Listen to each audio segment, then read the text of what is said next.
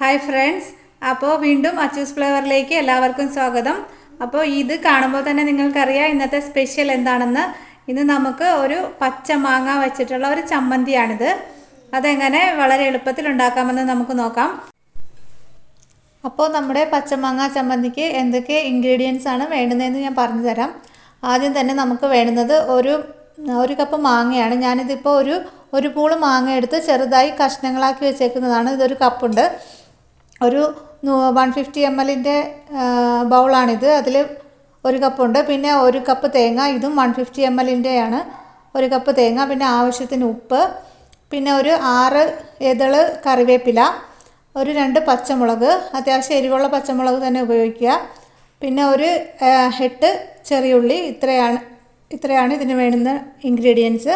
അപ്പോൾ ഞാൻ ഈ ചമ്മന്തി അരച്ചെടുക്കുന്ന ഒരു മിക്സിയുടെ ജാറിലിട്ടിട്ടാണ്. അമ്മിക്കല്ലുള്ളവർ അമ്മിക്കല്ലിലാണെങ്കിലും അരച്ചെടുക്കാവുന്നതാണ്.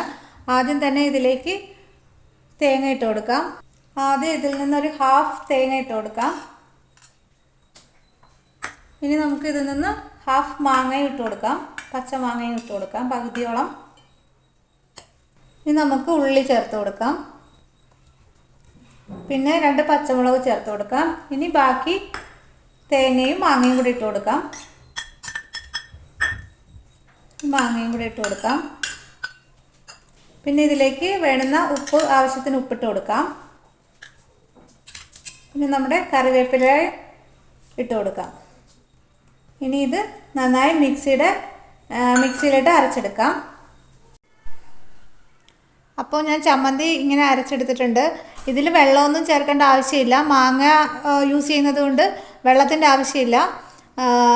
ഇപ്പോൾ മാങ്ങ ചമ്മന്തി റെഡി ആയിട്ടുണ്ട്. ഇപ്പം മഴക്കാല സീസണൊക്കെ ആയതുകൊണ്ട് കഞ്ഞിയുടെയും നല്ല ചൂട് ചോറിൻ്റെയൊക്കെ കൂടെ കഴിക്കാൻ വളരെ ടേസ്റ്റുള്ള ഒരു ചമ്മന്തിയാണിത്. പിന്നെ ഞാൻ ഇതിനു മുന്നേ ഒരു തേങ്ങ ചുട്ടരച്ച ചമ്മന്തി ആക്കിയിട്ടുണ്ടായിരുന്നു. അപ്പം കുറേ പേരെല്ലാം ചെയ്തിട്ട് നല്ല അഭിപ്രായം എല്ലാം പറഞ്ഞിരുന്നു.